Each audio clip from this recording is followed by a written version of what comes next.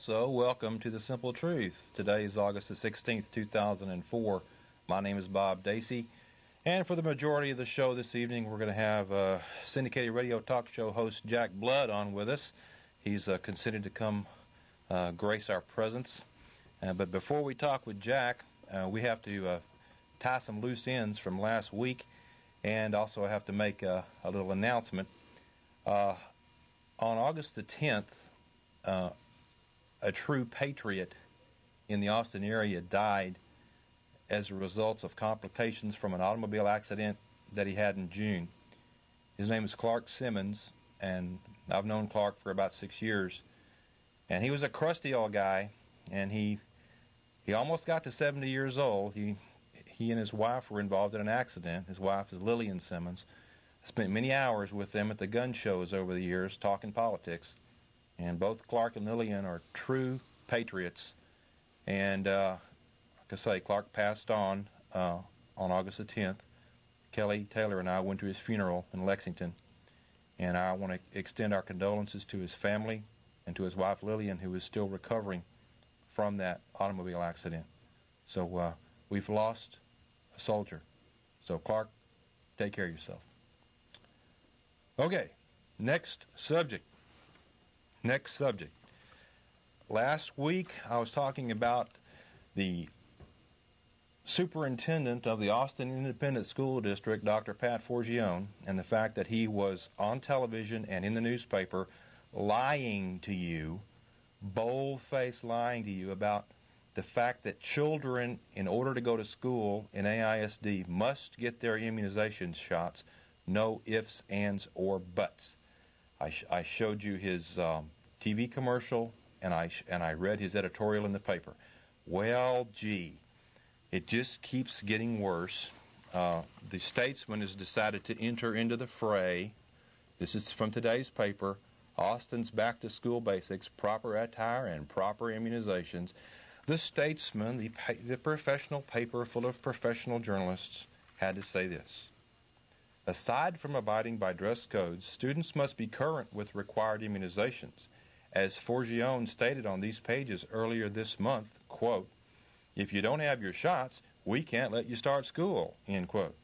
That's not a district rule, but a state law, and it goes for all students in every district. Well, okay, last week I took you to the Texas State Department of Health website and showed you how to get an exemption form, the reasons for the exemption form, how to fill it out, and the fact that it exists. And the fact of the matter is that the Austin American-Statesman has elected to continue the lie. You do not have to be immunized to go to school. You have to get a form filed with your school. And I don't know why, they just simply can't tell truth. Now, last week, he also talked about this ACTV problem where they're coming over here and messing with his channels and all that. There was a meeting at the Millennium Youth Entertainment Center on August the 10th, the Thursday, and Kelly Taylor and I both went to that meeting. Let me tell you something. That was one contentious meeting. We are talking about angry people. They had the ACTV board down there at the front of this building, and it was a packed house.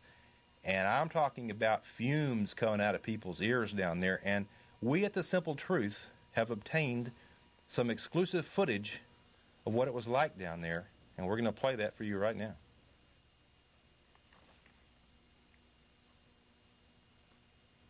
You tell my boy, come here, bro. Nobody can beat me. You tell him what I said. He's next. I'm going to kill him. Nobody can stop me. You tell my boy that. I'm coming after him. You tell him. I want a shot at the title. Boy. Well, I got audio. Somehow or other, the video didn't work. We're going to try that again, guys. Is the video fried in there? Say what? We're going to try that again because the video is better than the audio. Back it up. Back it up. Back it up. Back it up. About 10 seconds.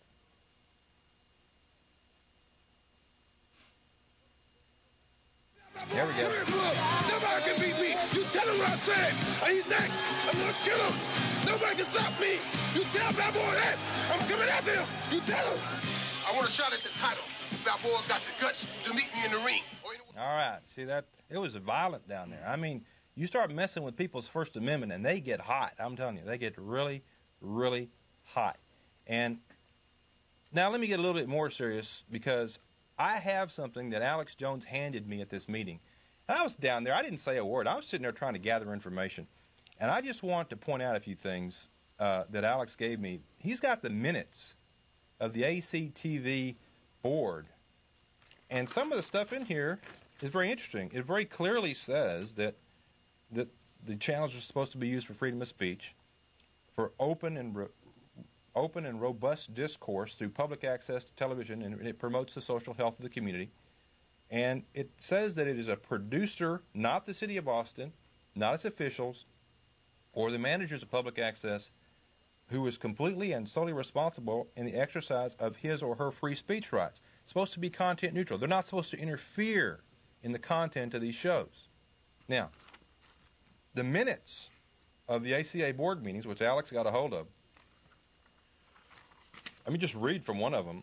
On April the 15th, a motion was to set aside rules that could block the board's effort to launch the new image enhancement plan. So the board is sitting there trying to set aside their own rules so they can change things. Now, that stinks, okay? And the motion passed. I can't cover all this, just a few little parts. Then on June the 8th, they had a motion where they're going to assign Channel 11 to the POV block if a show on Channel 11, which is supposed to be the religious channel now, if it attacks or critiques other faiths or religions. Now, hey, wait a minute. That is an infringement on free speech. They are infringing on free speech. You can only have a religious show if it's nice to all the other religious shows. And if it's not nice to all the other religious shows, well, then it's not a religious show, and they kick it off that channel and put it on another one. That is wrong. That is an infringement on the First Amendment. Now, there was one of the board members was Datine Bowers, and she talked about the need for image enhancement, that ACTV has an image problem. You're darn right it has an image problem. It has to have an image problem. It's about the First Amendment.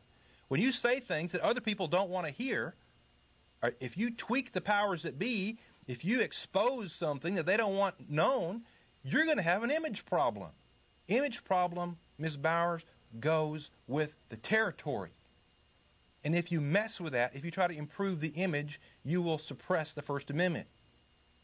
That's what I wanted to say about that. And that's about all I want to say. This thing is going to continue on, and we'll see what happens, but they're messing with the First Amendment, and you're not supposed to mess with the First Amendment. It's kind of like, kicking Superman or whatever. You just don't do that. Now, Jack Blood. Yes, sir. Thank you for coming on the show. I appreciate you being here. It was really hard to be quiet for 5 minutes. I'm a talk show host. Well, yeah, you're a talk show host, and I'm a hardware guy, but that's okay. You gave me my 10 minutes in the sun. Well, here, now we're gonna. I was noticing, though, Bob, just to cut in here, that censorship by the board was voted on unanimously. So they're no good guys. There's something going on there, and I have to trust Alex in this because he knows the big picture. And there was another thing in those minutes where it actually said they shouldn't talk about what they're doing. They should suppress information about what they're doing. Now, don't bring this up to people. They're following the model of the people that handed that down to them, because that is the pyramid model. And what they've done is they've had this tactic of, I call it the mushroom tactic, where they feed us garbage and keep us in the dark. Because they did all this in secret. Nobody knew. And now they're out in the open, and people are taking shots at them, and well, they should. To be continued on that one. Jack Blood, you are a syndicated radio talk show host. Tell us about when you're on and when people can hear you. Here in Central Texas, 2 p.m. to 4 p.m. That's p.m. So Monday through Friday, 2 to 4 p.m., just like clockwork. And on which channels is that? We would be on, I don't know if I can say it. You can say the channel names. 90.1, 100.1. 96.3. And 96.3. There's new ones every day. So yeah, that's the... and folks can listen online at jackblood.com, too. That's Radio Free Austin. Now, let's just show people, if they want to go to your website, here's your website right here. Go to the other camera, guys. Right there. This is jackblood.com. And if you push leave when you go to the site, it takes you to Disney World, that's where you exactly belong. right. I was just fixing to say that. It's pretty funny. If you don't want to go in there and learn the truth, you can press leave and you go straight to Disneyland. And you see he's got a couple of fighter planes attacking a pyramidal structure there that's with the all-seeing eye of the Illuminati on the top there. So that's his website, jackblood.com. And also from his website, we have a little picture here. I'm going to ask you about this picture here. It says, "Who is Jack Blood?" Hey, what's with the baseball bat there, Well, that Jack? is the cartoon me, and every once in a while I actually have downgraded or upgraded that, depending on your perspective, to the axe handle. Oh, okay. So you consider yourself to be kind of like a Buford Pusser of the of the airwaves? Is that? Well, we like to look at that metaphorically, but when the time comes, if we need to use that, we will. Now, you got also another website here. People, if they want to go to this website, they can go here. This is jackblood.net. Mm-hmm. And I guess you take them to Disneyland there, too, if they want to leave? I haven't tried that one out yet. Okay. It's pretty new, but this is a mirror site. It protects us in case jackblood.com goes down. Also, there are feature editorial stories as well as a large compliment to our sponsors there. And you have a little picture there of a radio attacking the pyramidal structure. That microphone takes down the whole New World Order. All right. I like that. That's very, very clever. Now, you talk about in your bio here that you've interviewed a lot of people and that you're competent to talk about a lot of subjects. One of them I glommed onto that we never talk about on this show is mind control. Sure. And I was wondering, have you seen The Manchurian Candidate? I'm a big fan of the original with Frank Sinatra, but I haven't seen the newest one yet. I got a new kid. It's hard for me to get to the movies. It's pretty good. You ought to go check it out. I was wondering, have you ever, in your interviews, interviewed any of these people, like Kathy O'Brien or anybody like that? Yeah, well, I've interviewed Kathy O'Brien and Mark Phillips. She's actually Kathy Phillips now, and Mark Phillips off the air. In fact, they should be coming on with us next week. So Really? It's good time to ask that question. We've had a number of people, in fact, Lisa Giuliani and Victor Thorne, who do Wing TV. I don't know if I can plug them, but wingtv.net. They're just an amazing powerhouse on the internet. And Lisa's written a new book about mind control, and she was just on a few days ago, and we were getting into some of the specifics. And what a lot of people don't know is, this isn't a big mystery. This isn't I hate to use the word conspiracy theory. But the fact is, there's a lot of documented evidence on CIA, government, and intel mind control. In fact, there are actually people, Bob, that are winning lawsuits now in Los Angeles, big, whopping lawsuits, because they had been in these mind control programs. And one of the saddest things is that you find how they perfect this Mengele type of instrumentation on our minds with operating on small children and bums and homeless people and sick people and people who are in prison. So these people who don't have a choice are victimized by the intelligence agencies to perfect this mind control. And it all comes out of this Project Paperclip and the Dulles brothers and the OSS. And these people were without a doubt some of the most evil people that have ever walked this earth. And some of the people that are left over from them are guys like Henry Kissinger and Brent Scowcroft and others that are still carrying this mantle. But it came through Project Paperclip, where we had a lot of Nazis we invited in here, including, many say, Joseph Mengele himself, came in here and showed Americans how to do torture and mind control on a level that was even higher than the level that they had previously pursued. Yeah, but we needed to outdo the Russians, of course. That was the rationale, sure. right? To fight communists, right? We were on the same side to begin with. That's probably why we were funding the Nazis, or a lot of American industrialists were funding the Nazis during that war. Now, well, don't forget when you're bashing people in this particular area, don't forget about John J. McCloy, okay? Okay. He was a biggie in Operation Paperclip. That was where they brought the Nazi scientists over to this country and let them off the hook, okay? That's what Operation Paperclip was. And out of that came Project MKUltra. MKUltra, Bluebird, along many others, and some now that don't even have names. The thing is, they used to torture people and give them LSD and really go out on the long step here to get people under mind control. And it is a war for our minds. That's a fact. I mean, not just our minds, our consciousness, our subconsciousness. This is where the power is, and this is what they need to control. They're addicted to that kind of control. But now we have gone a step farther, where you don't have to have people in labs like lab rats and treat them in such a manner, whereas they now have high-tech devices that can actually send subliminal messages from different radio towers, including HARP-like systems, into Americans or people all around the world. And there are a number of people, including Nick Begich, who have done some excellent research in this field. But, I mean, mind control is alive, it's well, and it's growing. And, in fact, you know, you guys are out there, you're watching TV right now. You're watching something to open your mind, to free your mind. And I know Bob tells you to think for yourself. Well, that's something that you can, I guess in some case, be addicted to. But the TV, I mean, they call it programming for a reason. Yeah, it's definitely programming. And it's the groupthink and the status quo of these unwritten rules. But you know, if you step out of the status quo, you step out of the groupthink, that you'll be ostracized and made fun of. And, of course, you won't get the big job you want, and you won't get all of the perks of being a good consumer. So mind control has moved on to a much higher level. Guys like Jose Delgado stood up in front of our Congress folks, and he said, you know, Americans shouldn't be allowed, or people of the world, but specifically Americans, shouldn't be allowed to think for themselves. We can't trust them to think for themselves. That's not smart on our part as the power. And it's really, really scary. Classic example of collectivist mentality. Exactly.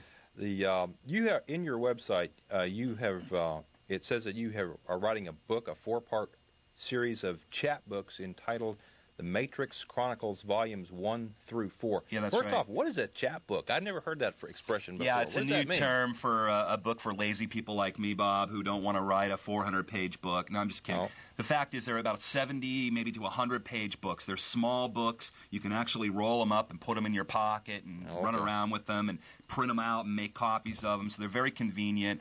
And it's nice to not have to give somebody a big whopping 500-page book and say, hey, read this, and this will prove what I'm telling you, where you can just get kind of the bullet point form and a lot of resources where if people are interested in reading 70, 80 pages, they can then go on to further research. So it'll be similar to George Humphrey's books that he puts out. That's exactly right. Mm-hmm. All right. And that's a good book, by the way. Yeah. Well, he's got several of them, actually. I want to show a cartoon. A cartoon I got off your website, which is, I like it. This is a good one. It's so true. It's so accurate. Here we have a picture there of the Skull and Bones Society there at Yale. That's the tomb at Yale. That's the tomb, and we have a little sign out there that says Bush or Kerry for president in 2004, because they don't care, because they picked both candidates. It's a good cartoon. I like it. Yeah, and that's nice. Well, that's how they win wars or lose wars. I mean, that's how everything is done. They've engineered it from both sides. And, Bob, I mean, this is what we do on our radio show. This is what we do on jackblood.com, is we prove that. And I don't know if there's a better point to prove than all of the wars so far have been engineered on both sides by the same people. And when people understand that, you don't have to go too far out on the level to get people interested in peace. When they know that the whole thing is a scam, they're more apt to not cooperate and fight in these wars. Yeah, when I was a kid, I was real conservative, and we used to poke fun at the hippies all the time. But the hippies said something that stuck with me, and they said, "Hey, man, what if we gave a war and nobody came?" Yeah. And I think that's a pretty powerful statement, actually, really. In your mission statement on your website, you're talking about these little chapbooks, which are real simple to read and real basic. You use some pretty big language, and I want you to define this. You say your mission is freedom of human consciousness. That's right. Whoa, that's pretty heavy. What do you mean by that?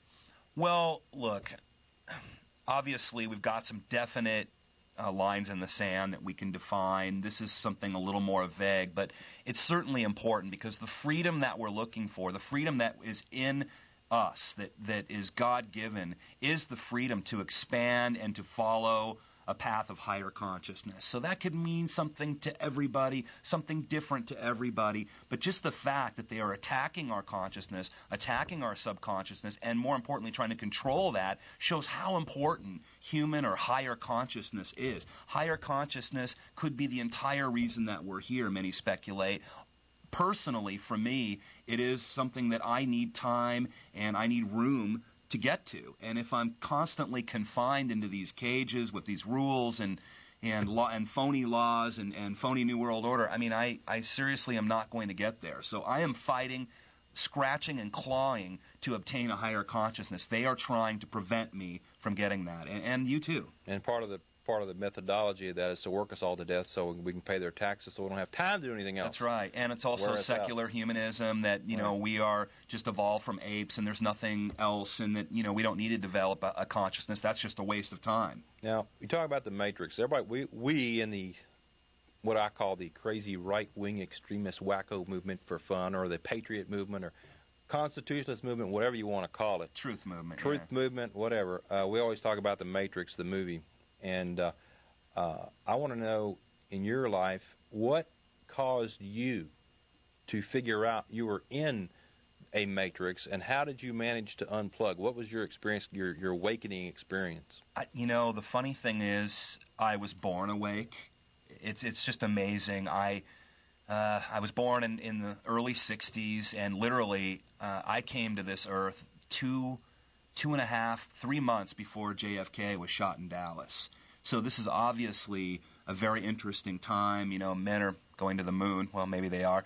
And, RFK and Martin Luther King, and guys are getting assassinated all over the place, and people are marching in the streets, and there's war and death, and maybe that's what it was, Bob, but I have always been awake. I have always been somewhat underground. I've pretty much always been unplugged to a pretty high degree. Now, what happened to me when I became a teenager, I got sucked into the cultural engineering, and I took a long diverting path for several years trying to figure out, what was going on. And I thought I was being a rebel when all I was doing was hurting myself. And part of this will be in another book that I'm writing down the line about my life story, which is a hard tale to tell.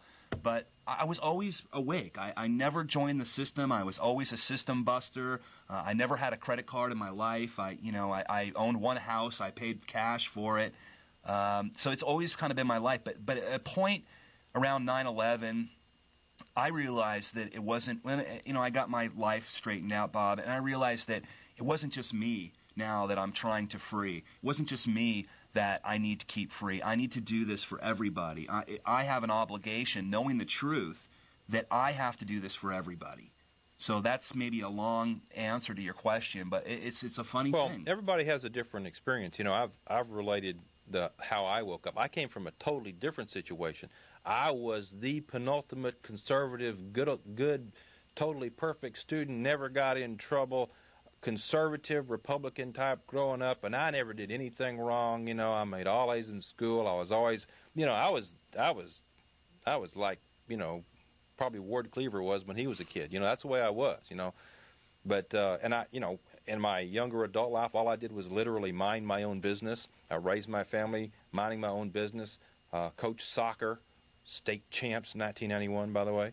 I mean, we did all these things, And what happened to you? What happened to me was that one day I was sitting in front of the television in 1998, always knowing something was wrong, just not being able to figure out what it was.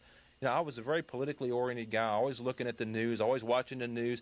Figured they were liberal, but at least they're giving me the news, and I thought I knew what was going on. And then one day I was at home and sitting there, tired and pushing the buttons, and up pops this idiot named Alex Jones. And he was ranting and raving and saying a bunch of nonsense about the United Nations and the national park systems and all this stuff and controlling it. And I was just laughing at him, but I loved his delivery style. Mm-hmm. I thought, man, this guy is crazy, but he's funny, so I'm going to watch him.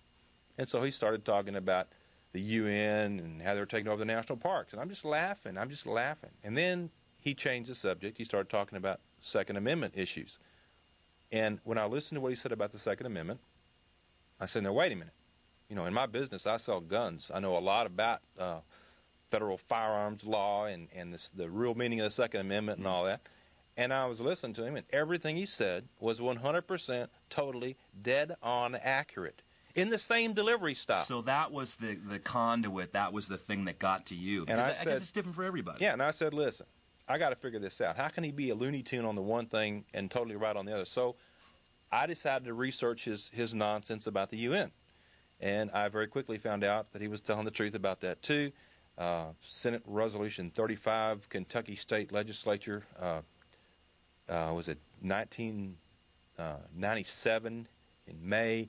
They passed a resolution, sent it to the Congress, and said, listen, the UN's trying to take over the national parks here. Here's the proof, and we don't want anything to do with it because there's 2 of these things in Kentucky, and we implore you never to ratify this treaty, which has never been ratified, signed the Senate of Kentucky. Then I found out Arkansas did the same thing, and I'm going, wait. And then I went to the UN website to discover, yes, indeed, that there is a biodiversity treaty, there is a man in biosphere program. They are planning on doing this, and Bill Clinton was helping them.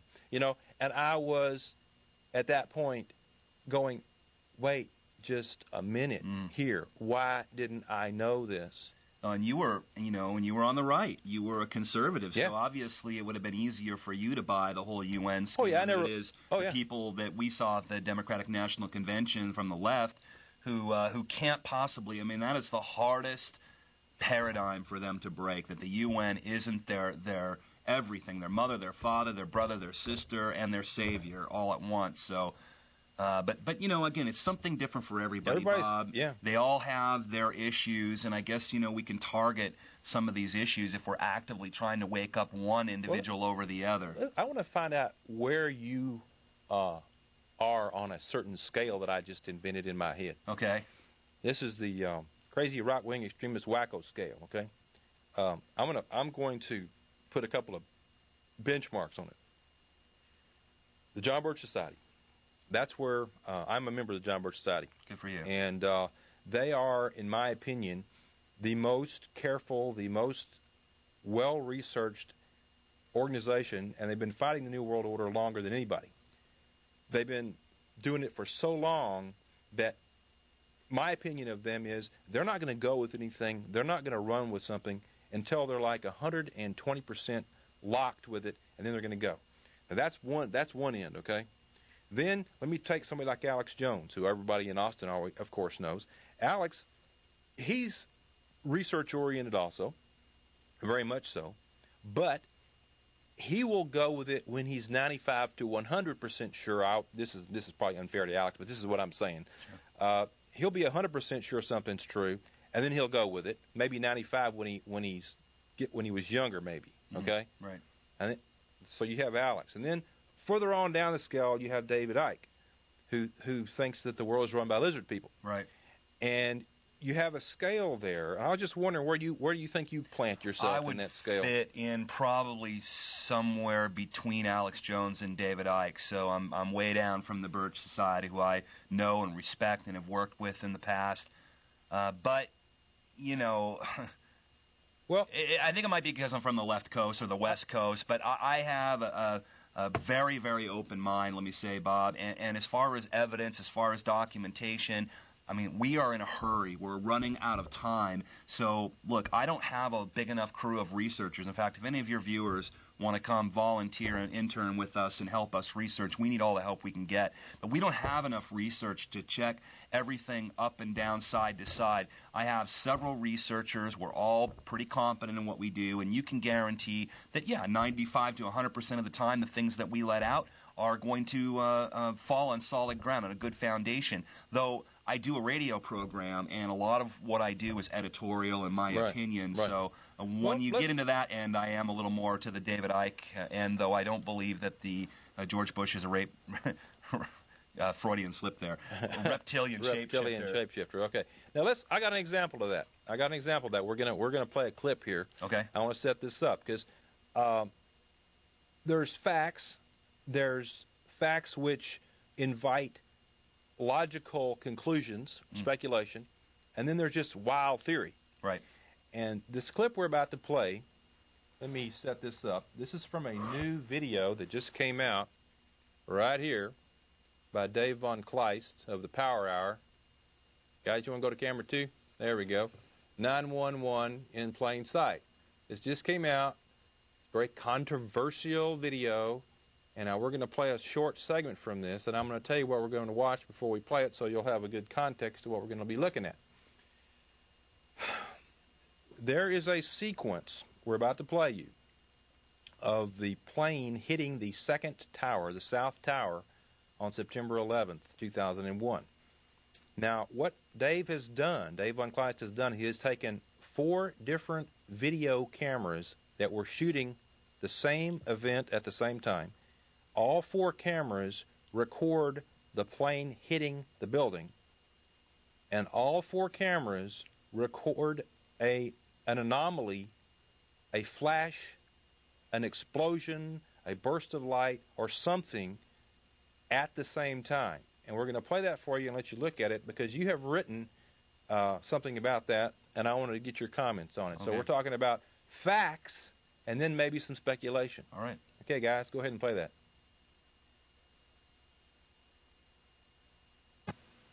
Now, this is silent, by the way.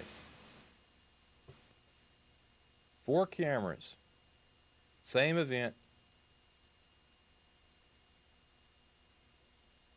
Now they're going to show it again, I believe. Same event from 4 angles.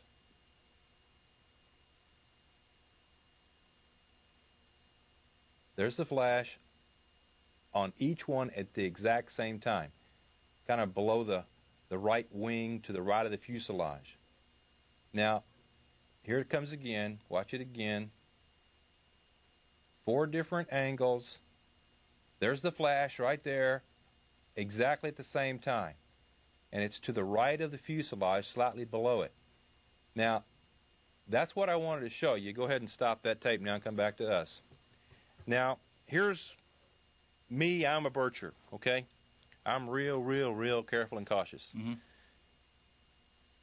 If you show me a clip that has a flash anomaly on it, I'm going to say, well, they're going to be able to tell you that that's just some kind of defect in the videotape or something. When you show me 2 of them, I'm going to go, oh. And if you show me 3 or 4, I'm going to go, okay, that exists. That is real. There is this unexplained flash which occurs when that plane hits the tower. And by the way, it also occurs when the first one hits the first tower, but I'm not going to show you that because I'm not going to delve into it too much. You wrote an article on your website trying to explain this. And I was wondering if you could, let me just show the people from your website the article. Airliner pod explosion similar to GP bomb detonation. Right. I was just wondering if you could tell us about that, because this is an area that we don't normally like to get into because it is speculation, but in this particular case, something caused that. That is not an anomaly. That really happened. So let me say this, Bob. First of all, look, what we have here is an independent investigation by the people. This is the real investigation, in my opinion. So in any investigation, you need to ask any question, no matter how preposterous, and you need to follow the leads. Basically, what you're doing in an investigation is you're eliminating the impossible and getting to the probable, and then proving without a shadow of a doubt the probable, okay? So this is the same in a murder investigation. I mean, you don't count out the brother or the uncle or the boyfriend just because they have a nice smile or you can't prove it right away. You have to run through the course of the forensic investigation. So on that respect, this type of research serves a good purpose because it asks questions. Now, when this type of information presents itself as the truth, we figured it out, this is the smoking gun, then it's done a disservice to, I think, everyone in the 911 truth community. And that's probably why some of them are very upset. They're very protective over their credibility, and I can't blame them. Now, we wrote our article, Bob, literally half an hour after this type of information started breaking out big time on the internet on a site by Phil Jahan called Let'sRoll911.org. And we wanted to try to put a technical perspective to this because they had the pictures and they had some of the formula going. Well, my webmaster, Super Mario Andrade, was an ordnance specialist in the Gulf War. So he had some experience with these types of explosions and the types of bombs that could be used. And since they are indicating that they think it's a missile, we're saying if it's a missile, if it's a bomb, this is probably the type of bomb it is. So I don't want to mistake our report for a report of this is what happened. This isn't what we're saying. What we're saying is, if this did happen, this is probably how it would have happened. Well, so again, it's just another a step in the ladder, so to speak. But what we analyzed and what we put together was that there was a general purpose bomb that's used for many, many things. It can be set on a timer. This particular bomb looked like it could have fit in that pod, let's say, was a Mark 84 bomb. And what this bomb does is it can actually fly into the building, let's just say hypothetically. It can fly into the World Trade Center building, Tower 2, South Tower. And it can fly in and actually get there just a little bit before the plane, or it can be put on a timer. They can have that thing explode anytime they want. So literally, once the plane gets into the building, it would probably make sense to let that bomb go off so that all proper evidence would be destroyed with the bomb. And you have to ask the questions here. That huge explosion, of course the tower is falling, something did it. And most people in the 911 community are grasping for answers because it doesn't make sense. It doesn't match very common sense in physics. So there are a number of theories, and people are out there, scientists and a lot of very able people, very intelligent people, Bob, are out there trying to crack the code to this. We merely added one component of it. Well, I'll tell you who's not trying to crack the code to this is the mainstream media. You would think that with all their high technology and all their video equipment and everything like that somebody in the mainstream media would look at that and say, wait, this really did exist. And that's what I'm saying right here, simple truth. We're saying that flash anomaly was not an anomaly. It actually happened. It was captured by 4 video cameras from 4 different angles at the exact same time. Bob, two things real quick here. Number one is their cover story, they can't prove it. So they talk about people like Davon Kleist or Phil Jahan being conspiracy theorists. The bottom line is they are conspiracy theorists because they can't prove their cover story. In fact, they constantly are revising it and changing it and coming up with new elements. They found some video now of the hijackers 3 years later. They've released this, but because people are asking the questions. So that's I think the most important thing that we need to understand is that we don't need to prove our conclusions. They need to prove theirs. So all we've been doing really is chipping away. Well, the main thing is, though, you're talking about the mainstream media. We have always said on this show, we've shown you documentation up one side and down the other. The mainstream media is 100% controlled. Everything you see on television is propaganda at the higher level, except for maybe, the sports is pretty accurate. The weather's not too bad. But when it comes to something important, you're being fed propaganda, and it's a constant dish of propaganda.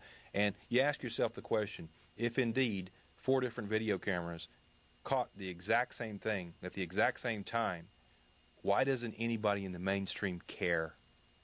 And that's going to open up a can of worms. It's got to. You've got to question everything.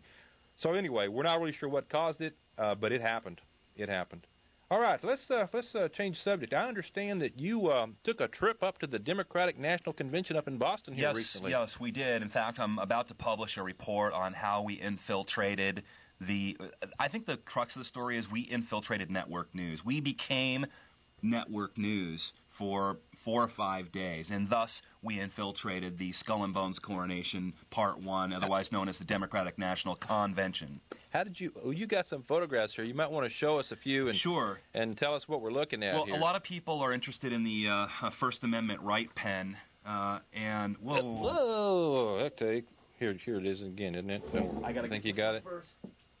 Here, I'll hold up one side of it. There you go. All right.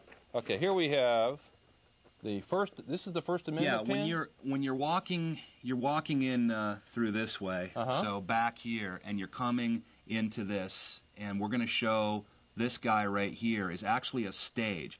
Now, what you want to notice is this is Thursday morning, Bob. There are little to no people there. This is pretty much how it was for the bulk of the 4 days we were there. A smattering of a dozen people with several people in there taking pictures for interest's sake. Well, people would take exception to having to go into a barbed wire fenced area in order to exercise the First Amendment right? I wish that was true. These people all volunteered to go in there. There was no obligation for them to go in there. And when I show you the next picture, you're probably going to see why. Let's see what we got here. Let me have you hold that up. Okay, we'll hold this up.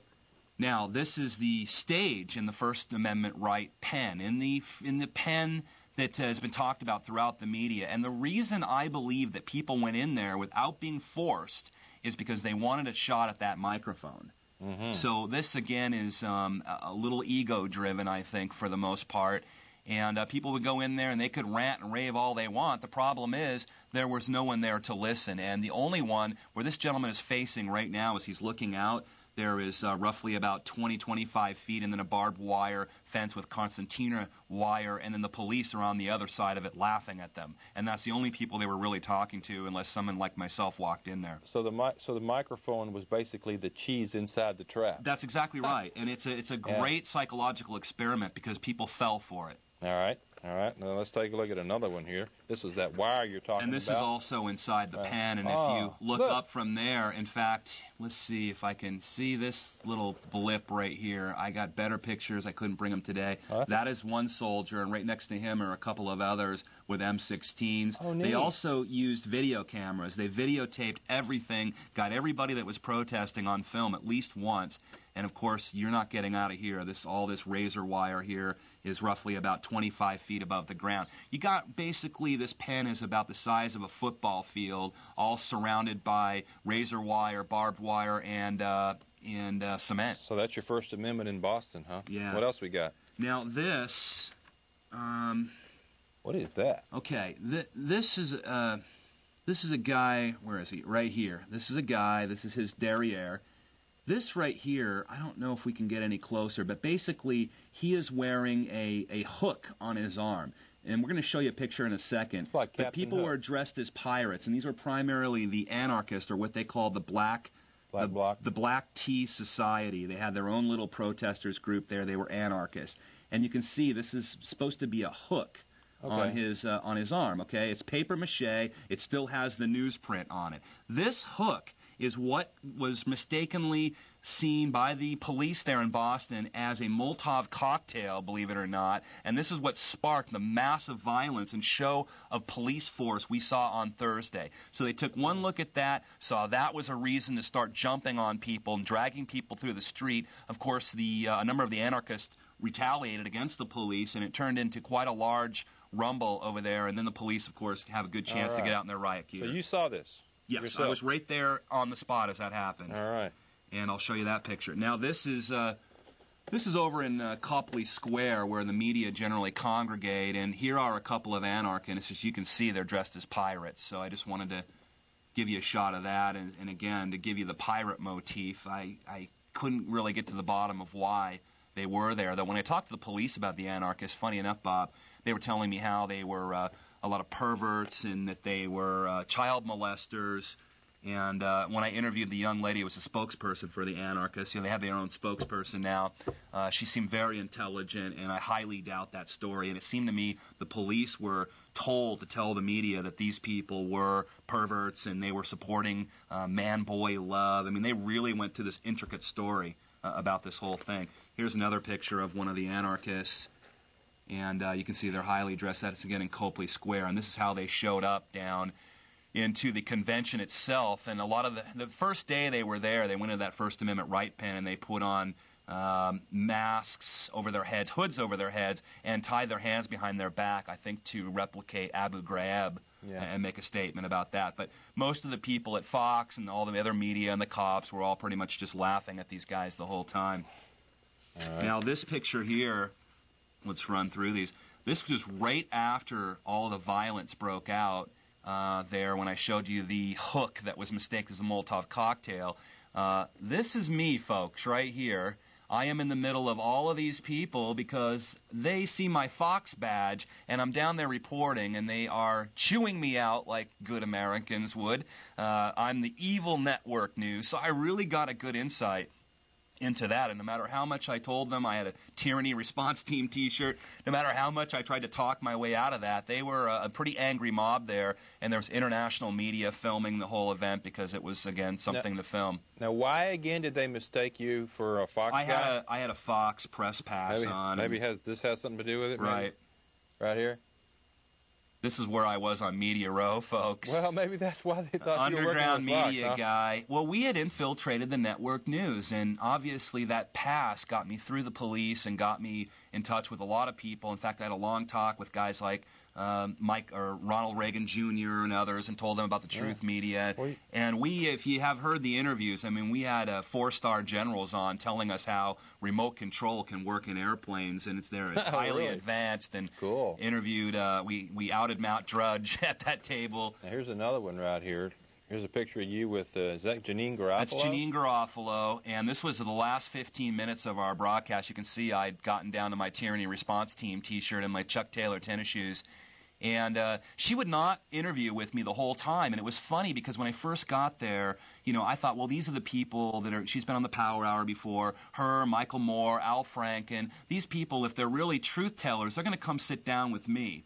Because I am about the closest thing to that. We're talking about 911. I had Eric Huffschmidt on over there, Gia Wirt-Griffin, John Kaminsky. We had a lot of heavyweight people telling the truth right there from that table. Well, she wouldn't interview with me, and then I started to see there was a bit of collusion. Her and Hannity were actually friends. So as they're dividing, the country into two separate quadrants of left and right, they're actually buddies. Yeah. So it was all fake, and at the end, I started basically yelling at her, and Secret Service came over. They were just about to take me down, but she did finally sit down with me for the final 10 minutes. And I started telling her how we had more listeners than Air America at that point. All right. And here we have another famous person that you got to talk to. One of many. Is that Michael Moore? That's Michael Moore, and he was sitting at the Bloomberg table, and I called him over. He would not sit down with me until I started yelling at him, Bob, and asking him why he'd left so much out of his film and how he knew Nick Berg. We did this all live on the radio. It was quite explosive as it was happening. And he turned around and made a comment to me that I was with Fox and therefore by the bathrooms, and he would come back and know where to find me.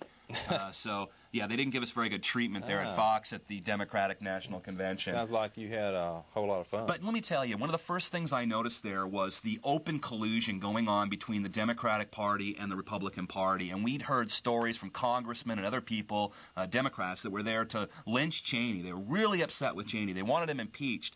And they were Democrats. And they were being silenced, not by the Republicans, because they had a Republican truth team holed up in some two-bit apartment there by the Fleet Center to combat any bad propaganda for them. But no, they were being silenced. These Democrats trying to get Cheney out of office were being silenced by none other than Terry McAuliffe himself. So Terry McAuliffe, the chair of the Democratic Party, Bob, was covering for the Republicans. And Ed Gillespie was walking around in there. He's the head of the Republican National Committee, like he owned the place. So again, here is the illusion shattering on the floor like an old china plate that there is a right wing and a left wing. There are Democrats and Republicans are against each other. Nothing. They're not divided. They're together on everything. It's just the American people that are divided, and you know why. And if you will remember, how many times on this show have we read from Tragedy and Hope by Carol Quigley, the elitist insider from the 60s who was a CFR member who worked at the CFR. In his book, Tragedy and Hope, he spelled it out. He said, we control both parties. And that way, when the electorate throws the bum out every 4 years, they accomplish nothing because we control the parties and we don't care who wins. Hence the cartoon we just showed about the Skull and Bones people. Tragedy and Hope. Can I show this to your listeners real quick? Because this is something we have on jackblood.net right now. It's probably not good what enough. Is that? Well, these are the political issues that Bush and Kerry agree on. Let me just take a look at them. Let's see what it says here. And you'll find this is important. For the course. This is important. Let me just read some of these. They're both for big government. They're both for open borders, and we've talked about open borders many times on this show. They're both for the assault weapons ban. That's right, all you conservative Republicans. He said he would sign it if it got to his desk. Bush said that. They're both for free prescription drugs. That's some nice, good socialism there. Right. They're both pro-NAFTA. That's shipping your jobs overseas and screwing up your economy. They're pro-WTO, same thing.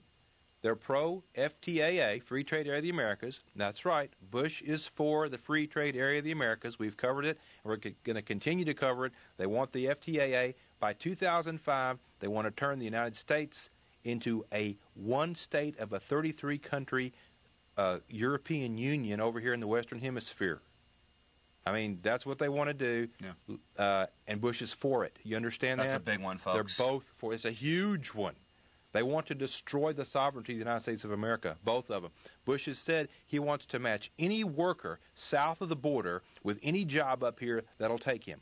There's 500 million economically disadvantaged people that live below Texas.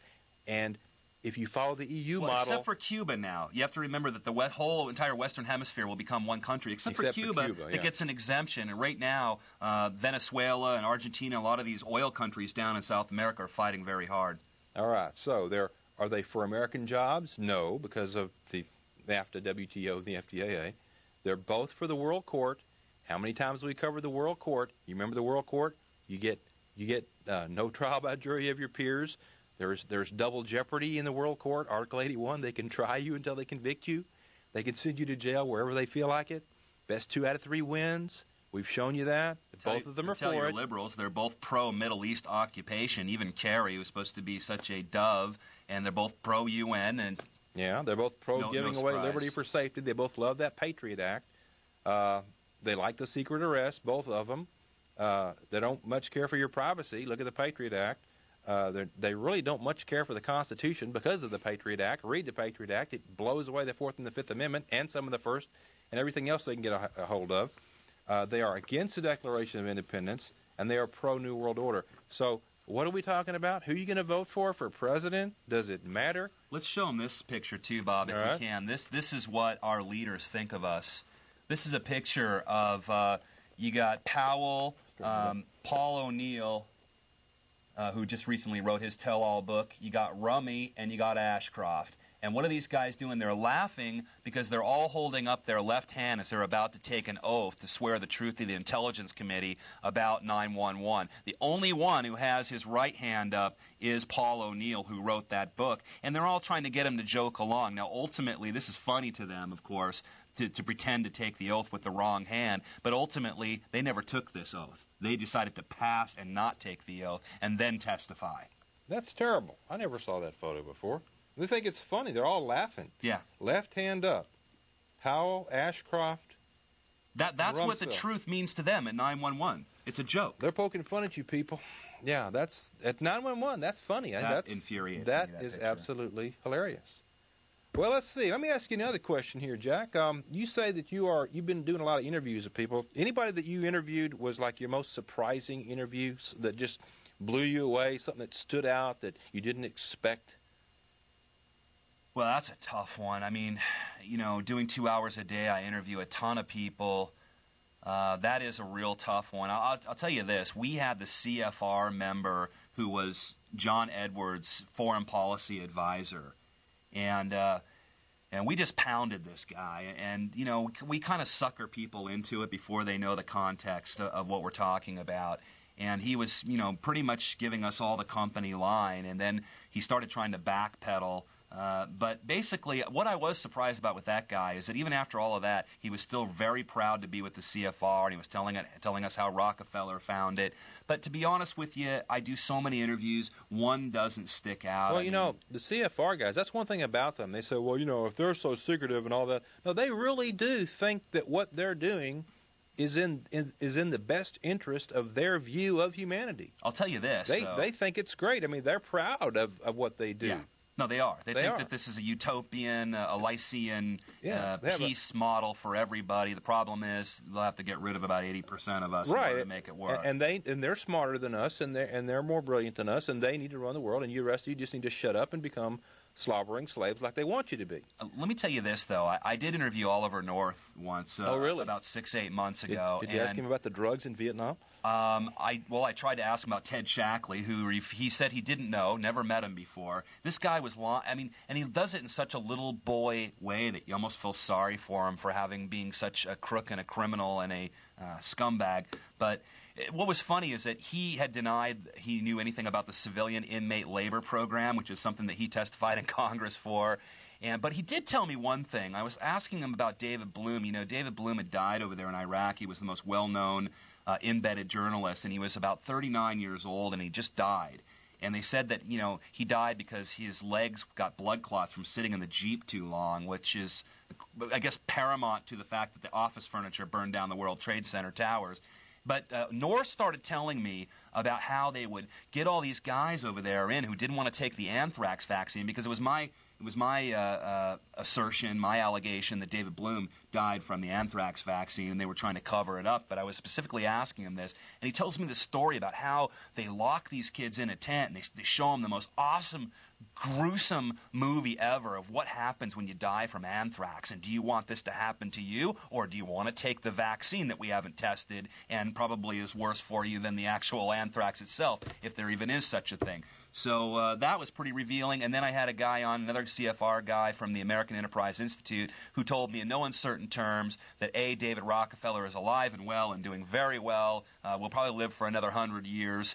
And the most shocking thing is that they had gotten to Raul Castro, which is Fidel Castro's brother. So that's maybe why they're not taking down Cuba, because they know that Raul is going to come in and be their man. So the neocons, the globalists, they already got Raul in their pocket for a nice, smooth transition when and if they can ever get rid of Fidel. So where's Raul? Who, this is his little brother? Yeah.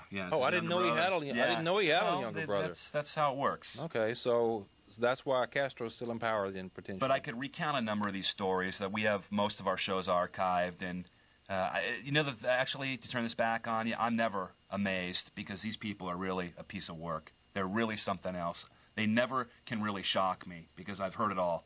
Well, tell us again, Jack. You are on the Republic Broadcasting Network now. Right. And right here out of Texas. Right here, based in Austin, Texas, and you're working with John Stadtmiller. John Stadtmiller. In fact, Dr. Stan Monteith just agreed to do a shift with us at night. Dr. Stan's fantastic.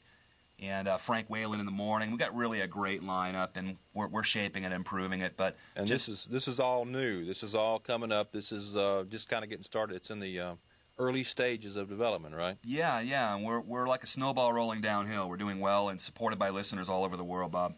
And you're on from 2 to 4.